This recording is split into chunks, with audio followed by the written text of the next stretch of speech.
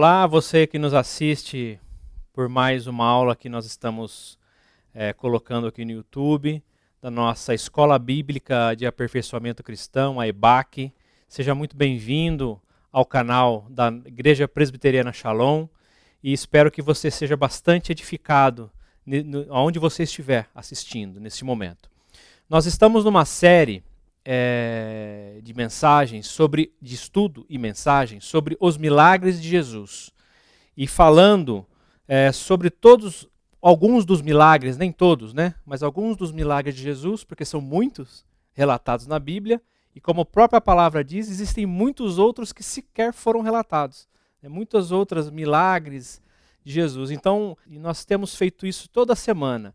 E hoje, especificamente, nós vamos falar da primeira e segunda multiplicação dos pães. Essa é a terceira aula dessa série. Existem já outras 2 aulas no nosso canal, que você pode ir lá, se você não viu, pode assistir. E teremos outras 10 aulas sequentes daqui por diante. Tá? Esta nós vamos falar da primeira e segunda multiplicação dos pães. E aonde é tão importante este milagre feito por Jesus que ele é relatado nos 4 evangelhos, Mateus, Marcos, Lucas e João. Então ele foi relatado, a primeira multiplicação foi relatada nos 4 evangelhos. E a segunda multiplicação em 2 deles, em Mateus e Marcos. Então você pode depois pegar sua Bíblia, dar uma lida em todos eles, acho que é interessante entender. Alguns contam mais detalhes, outros traz algumas coisas que um outro texto não apresenta. A gente vai dar uma passada de uma forma geral aqui, mas eu vou ler aqui para nós o texto que está em Marcos, no capítulo 6. Por que Marcos? Né? Marcos é o que trouxe maior riqueza de detalhes, maior complexidade e um pouco mais completo do que os outros. Mas tem algumas coisas em outros textos que Marcos também não traz. Vamos falar um pouquinho disso daqui a pouco. Eu vou ler para vocês. Presta atenção, se você tiver com a Bíblia aí com você, abra ela, vamos ler juntos. O meu texto está na tradução da NVI, mas você pode ler aí, você pode parar o vídeo, ler com calma, com tranquilidade. Vamos lá. Marcos 6, capítulo 6, versos de 30 a 44. Os apóstolos voltaram de sua missão e contaram a Jesus tudo o que tinham feito e ensinado. Jesus lhes disse: vamos sozinhos até um lugar tranquilo para descansar um pouco. Pois tanta gente ia e vinha que eles não tinham tempo nem para comer. Então saíram do barco para um lugar isolado, a fim de ficarem a sós. Contudo, muitos os reconheceram e os viram partir, e pessoas de várias cidades correram e chegaram antes deles. Quando Jesus saiu do barco, viu a grande multidão e teve compaixão dela, pois eram como ovelhas sem pastor. Então começou a lhes ensinar muitas coisas. Ao entardecer, os discípulos foram até ele e disseram: este lugar é isolado e já é tarde. Mande as multidões embora para que possam ir aos campos e povoados vizinhos e comprar algo para que possam comer. Jesus, porém, disse: providenciem vocês mesmo o alimento para eles. Precisaríamos de muito dinheiro para comprar comida para todo esse povo, responderam. Quantos pães vocês têm? Perguntou Jesus. Vão verificar. E voltaram e informaram a ele: 5 pães e 2 peixes. Então Jesus ordenou que fizessem a multidão sentar-se em grupos na grama verde. Jesus tomou os 5 pães e os 2 peixes, olhou para o céu e os abençoou. Então, à medida que ia partindo os pães, entregava-os aos discípulos para que os distribuíssem ao povo. Também dividiu os peixes para que todos recebessem uma porção. Todos comeram à vontade, e os discípulos recolheram 12 cestos com os pães e peixes que sobraram. Os que comeram foram 5.000 homens. Esse é o relato que está em Marcos da primeira multiplicação. Vou ler aqui também o texto de Mateus capítulo 15, versos de 29 a 39, que fala da segunda multiplicação. Diz assim: deixando aquele lugar, Jesus voltou ao mar da Galileia e subiu a um monte onde se sentou. Uma grande multidão veio e colocou diante dele aleijados, cegos, paralíticos, mudos e muitos outros, e ele curou a todos. As pessoas ficavam admiradas e louvavam o Deus de Israel, pois os que eram mudos agora falavam. Os paralíticos estavam curados, os aleijados andavam, e os cegos podiam ver. Então Jesus chamou seus discípulos e disse: tenho compaixão dessa gente. Estão aqui comigo há 3 dias e não têm mais nada para comer. Se eu os mandar embora com fome, podem desmaiar no caminho. Os discípulos disseram: onde conseguiríamos comida suficiente para tamanha multidão? Neste lugar tão deserto? Jesus perguntou: quantos pães vocês têm? 7 e alguns peixinhos, eles responderam. Então, Jesus mandou todo o povo sentar-se no chão. Tomou os 7 pães e os peixes, agradeceu a Deus e os partiu em pedaços. Em seguida, entregou aos discípulos, que os distribuíram à multidão. Todos comeram à vontade. E os discípulos recolheram ainda 7 cestos grandes com sobras. Os que comeram foram 4.000 homens, sem contar mulheres e crianças. E então Jesus os mandou para casa, entrou num barco e atravessou para a região de Magadã. Olha que interessante.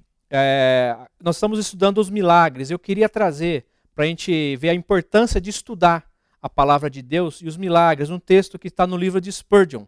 Né? O livro chama Os Milagres e as Parábolas do Nosso Senhor Jesus, que fala assim, que os milagres do nosso Senhor Jesus Cristo deveriam ser sempre considerados por todos nós. Não são nada insignificantes e não merecem de modo algum ser preteridos como se fossem meros fatos comuns, semelhante aos noticiários de um jornal. Tudo o que tem a ver com o Filho de Deus é assunto bastante apropriado para estudos mais profundos. E todos os seus ditos e feitos deveriam ser constantemente buscados por aquele que nele se comprazem. Isso é só para reforçar a importância de nós estarmos aqui hoje, escutando, estudando, entendendo o que Jesus, aquele ato de Jesus naquele momento, não só nesse milagre agora, mas em todos os milagres que nós vamos estudar, porque nós já estudamos nas 2 aulas passadas e os que virão adiante. Então, é importante prestar bastante atenção. É um texto muito gostoso de ouvir, de ler, de entender. Então, eu queria que você prestasse muita atenção a partir de agora. Por quê? Eu quero contextualizar o que aconteceu ali. Vamos primeiro entender. Foram 2 milagres iguais. Jesus multiplicou pequenas quantidades de pães e peixes para uma multidão. Foram 2 milagres iguais. No entanto, foram em tempos e locais diferentes. No passado, alguns estudiosos até pensaram, interpretaram que poderia ser a mesma história, no mesmo local, no mesmo momento. Mas depois, em função, você lendo o texto e estudando, você vê que foram em 2 lugares diferentes. Nós vamos entender daqui a pouquinho como é que nós chegamos a essa conclusão. A primeira multiplicação, ela foi, falando de geografia, né, ela foi na margem leste do Mar da Galileia, na região de Betsaida.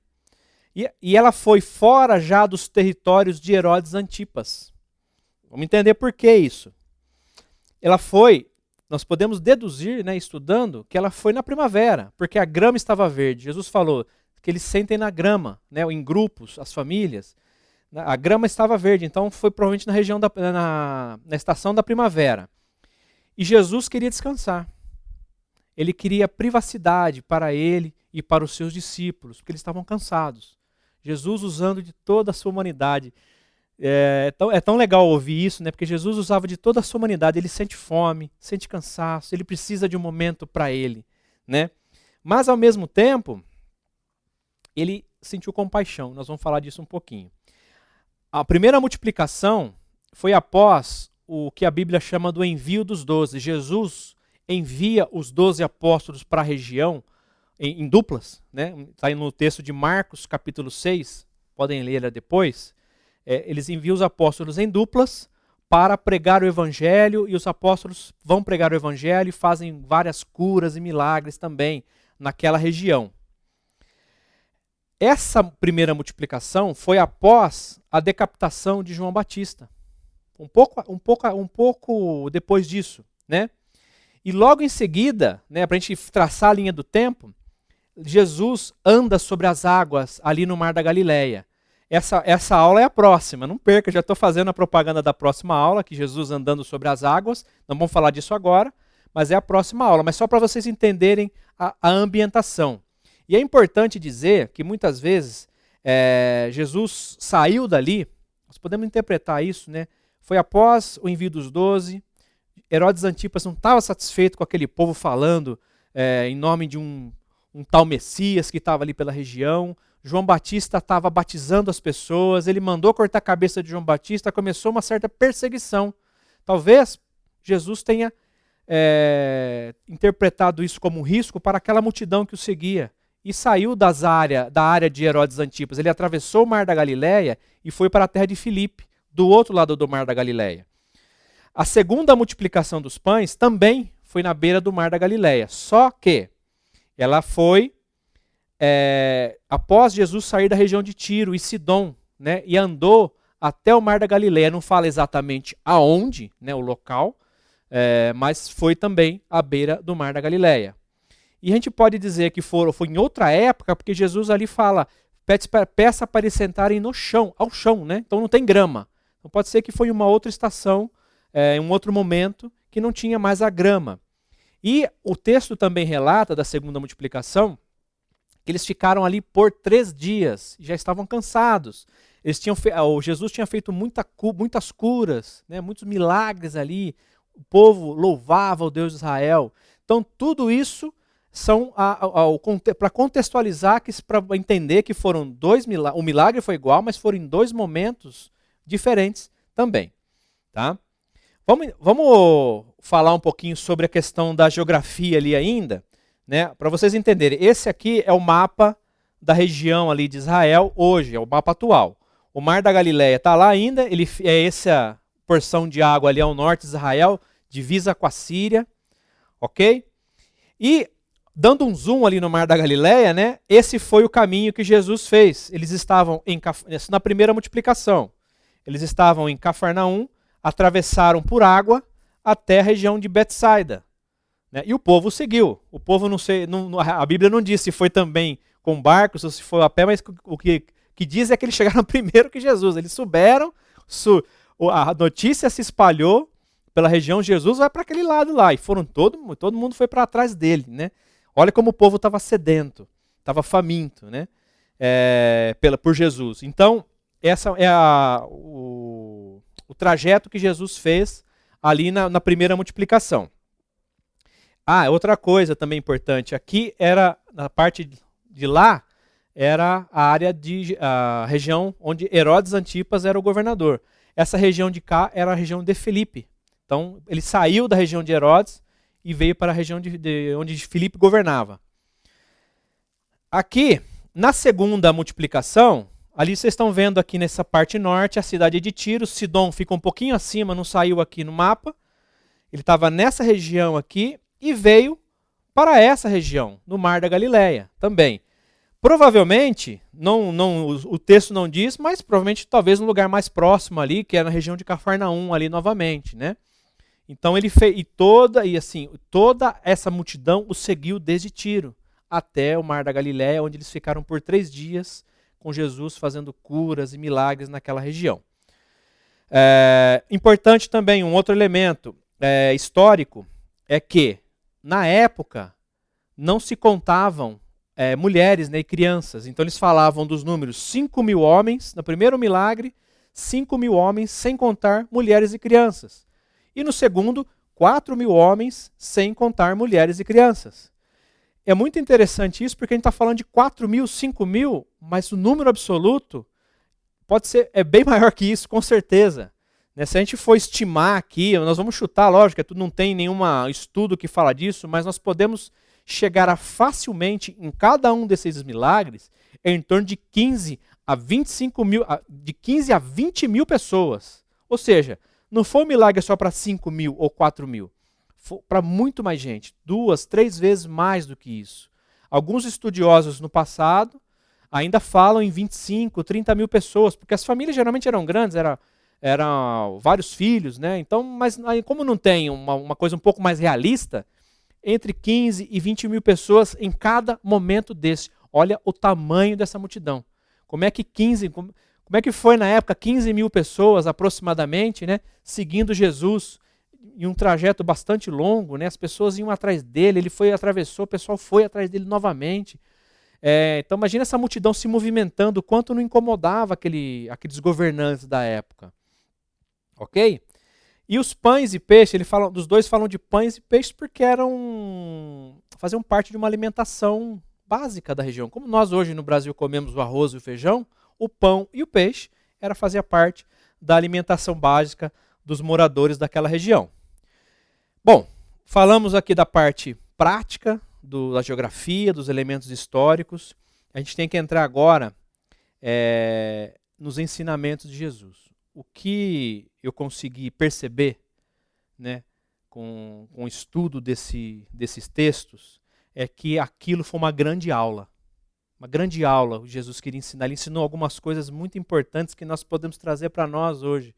E foi uma grande aula do maior dos professores que já existiu. Vamos entender um pouquinho. Um dos ensinamentos que a gente pode tirar disso, foi primeiro fazendo uma pergunta. Quem eram aquelas pessoas que estavam com ele? Pensa aí um pouquinho. Quem que estava seguindo Jesus? Eram pessoas ricas, pobres, eram pessoas necessitadas, eram pessoas que tinham posses, eram ladrões, eram pessoas honestas, eram pessoas desonestas. Quem eram aquelas pessoas?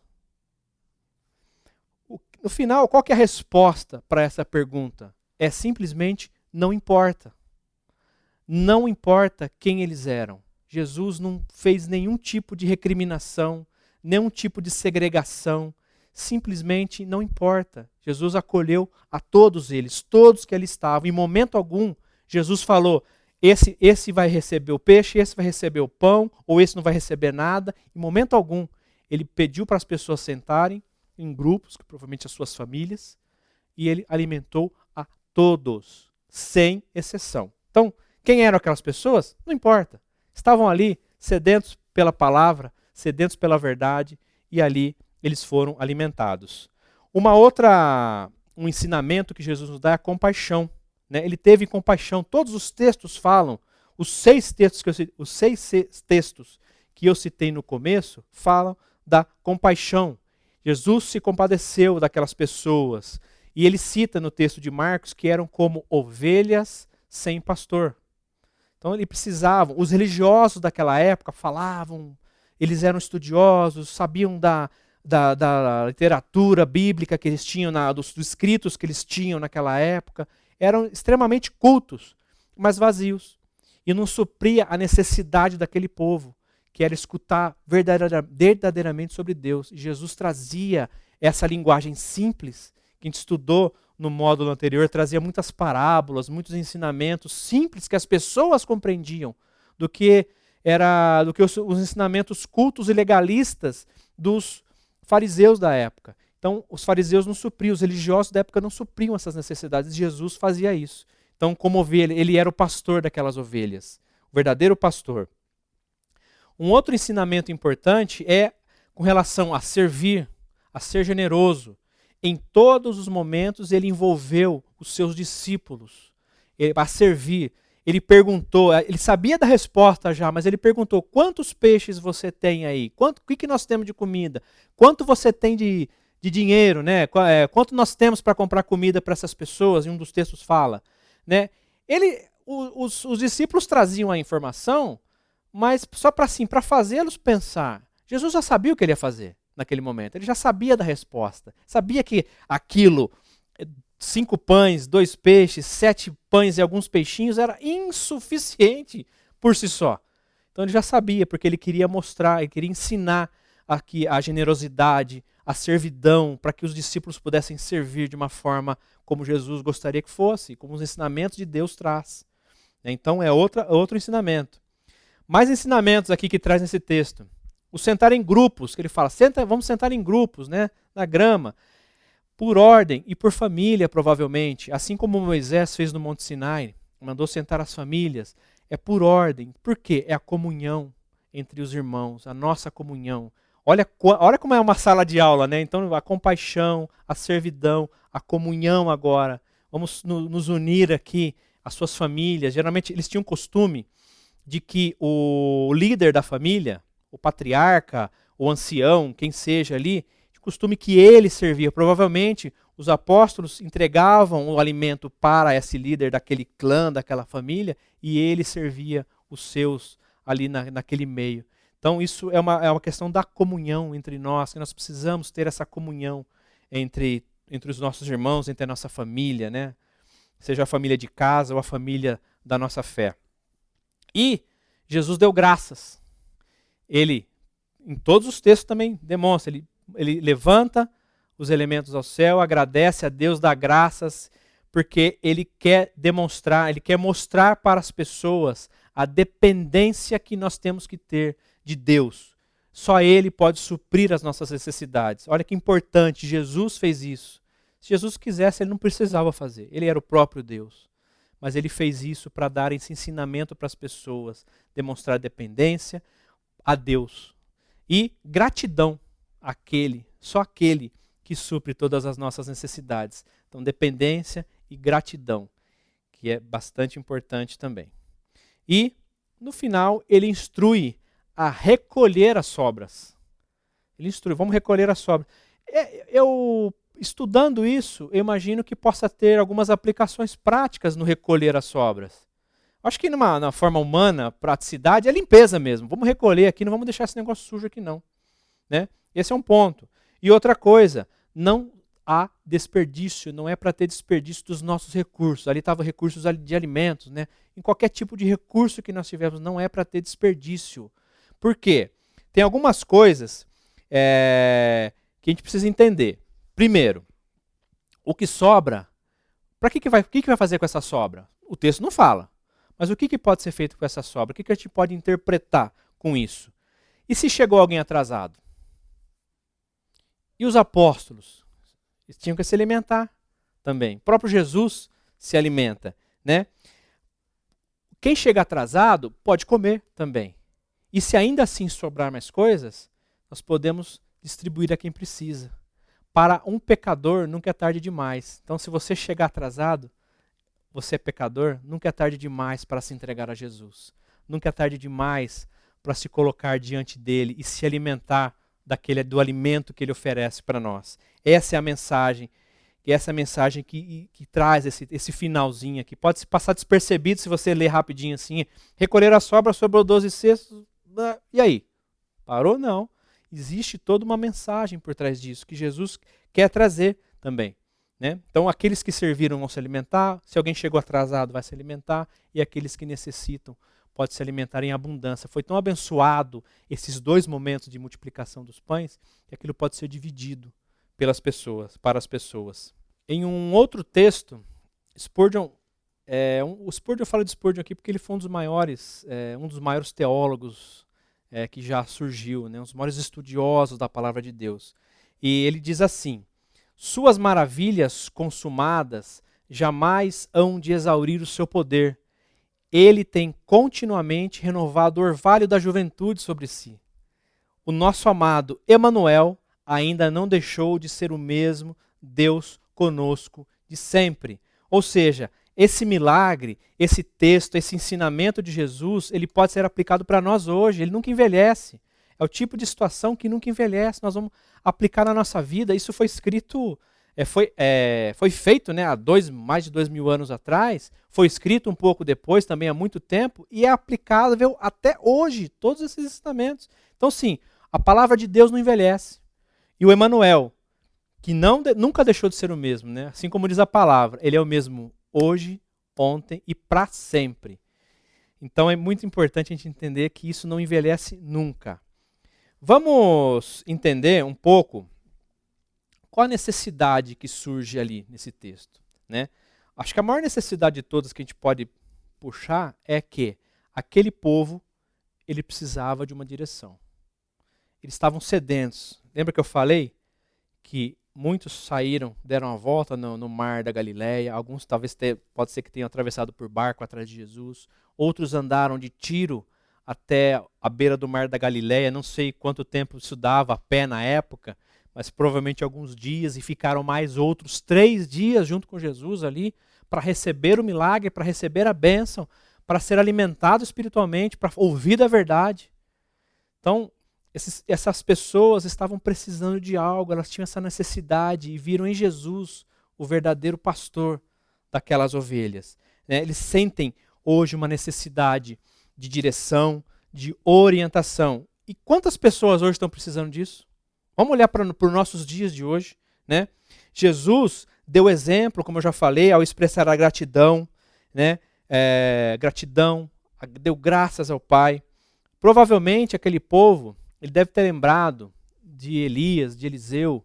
Lá, se a gente ler lá em 1 Reis, 2 Reis, Elias e Eliseu também participaram de um milagre parecido como esse, através de Deus, fizeram um milagre de multiplicação de alimentos, lá nesses textos, mas na época falaram em 100 e poucas pessoas. Aqui nós estamos, aí, provavelmente aquele povo que conhecia da palavra, deve ter lembrado desse texto, e aí viram realmente quem era o grande, né? O grande profeta, o grande Messias, o Salvador deles naquele momento, porque assim, o milagre que Jesus fez foi muito maior do que o de Elias e Eliseu.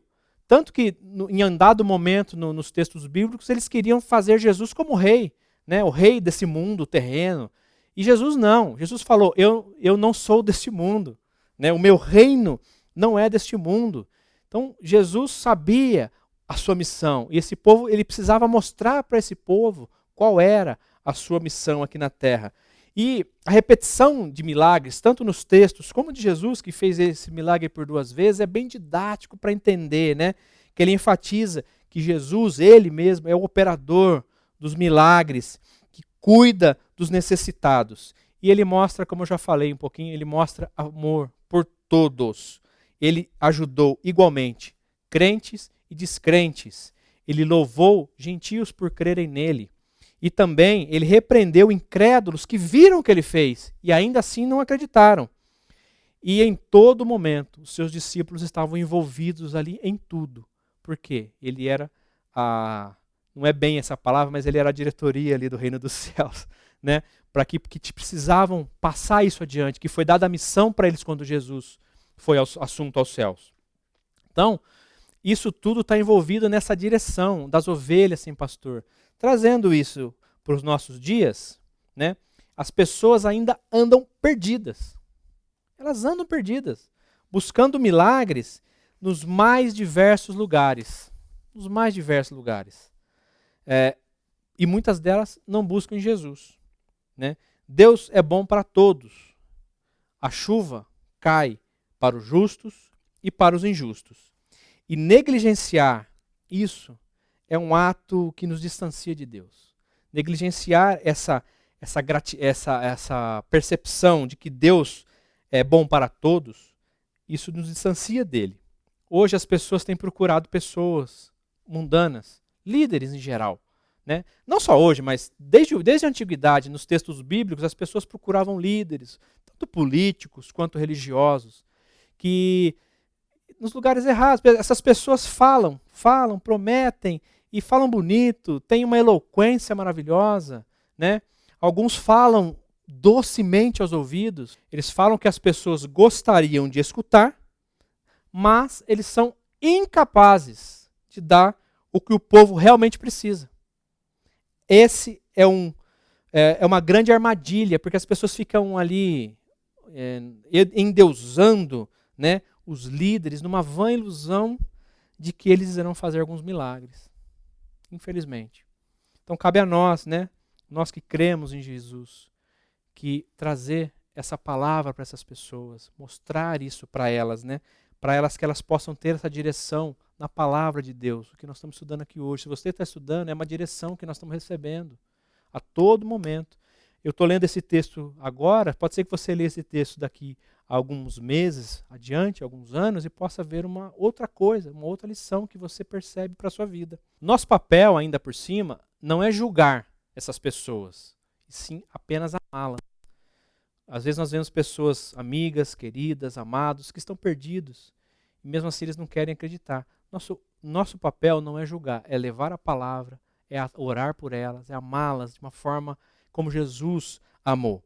Então, por isso que o texto que eu falei no início, que assim, quem eram aquelas pessoas? Não importa. Quem são as pessoas com quem nós convivemos? Qual a história delas? O que elas fizeram? Não importa para Jesus.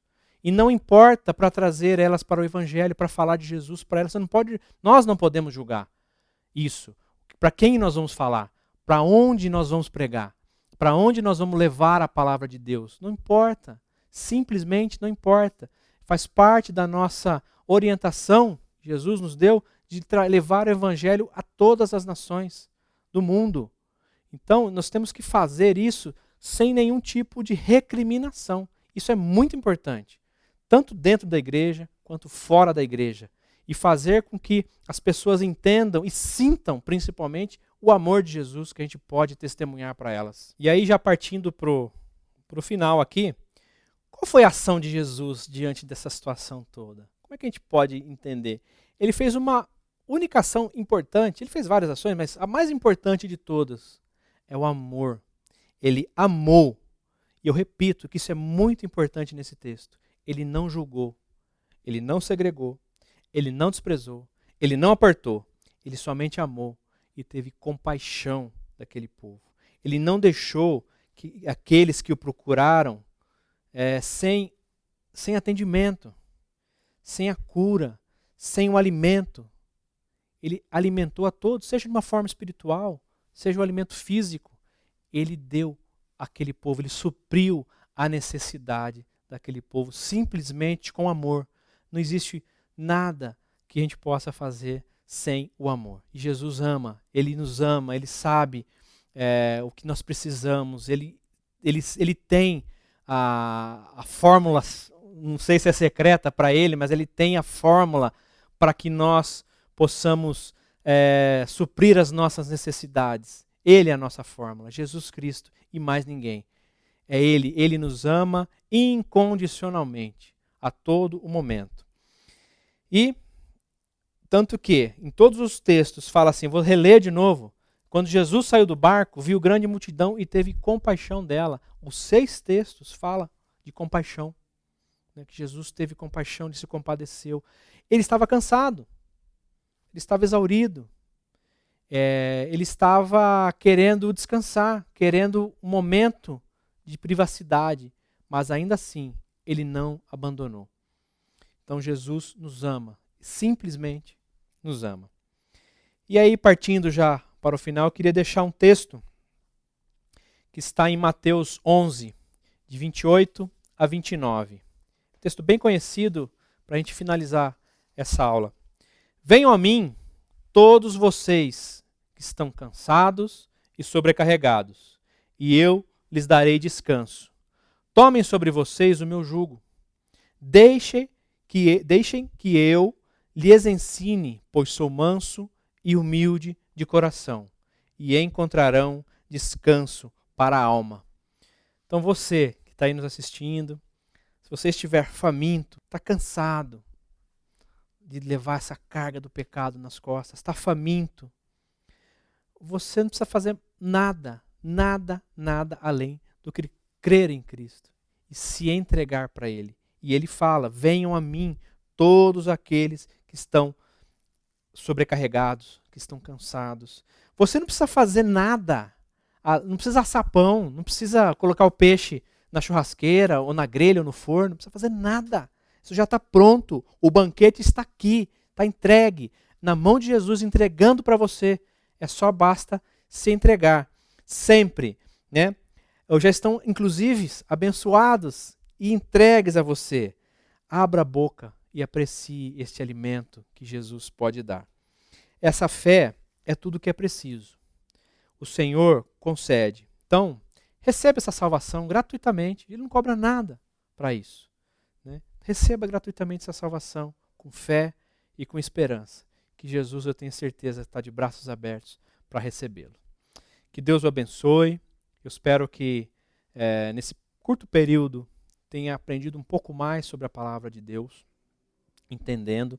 E eu dou a dica, como são bastante textos, leia todos esses textos que estão nas referências, para que você possa ter um entendimento melhor, ver os detalhes que um outro traz, entender não só o texto em si, da ação, mas quais são esses ensinamentos que nós passamos. E eu gostaria de, nesse momento, orar por você que está nos assistindo, para que a gente possa seguir adiante com fé e crendo que Jesus é quem nos alimenta a todo momento. Querido Deus, eu te agradeço por mais esta aula. Obrigado, Pai, por estarmos podendo transmitir às pessoas os teus ensinamentos e pedindo, Senhor, para quem estiver nos assistindo agora, seja tocado no coração. Obrigado por tão grande graça em nossa vida, pelo alimento de todo o nosso dia, pelo alimento físico, pelo alimento espiritual. Proteja, Pai, e guarda aqueles que precisam desse alimento. Que o Senhor possa tocar os corações daqueles que estão nos assistindo agora, com grande sabedoria, com grande amor, como o Senhor nos ama, como ninguém, meu Pai. Cuida de nós nesse dia. Obrigado por mais esta aula. É o que eu agradeço e peço no nome de Jesus. Amém. Deus o abençoe e acompanhe o nosso canal, as nossas aulas, tanto essa quanto as outras que seguirão ali adiante. Amém e fique com Deus.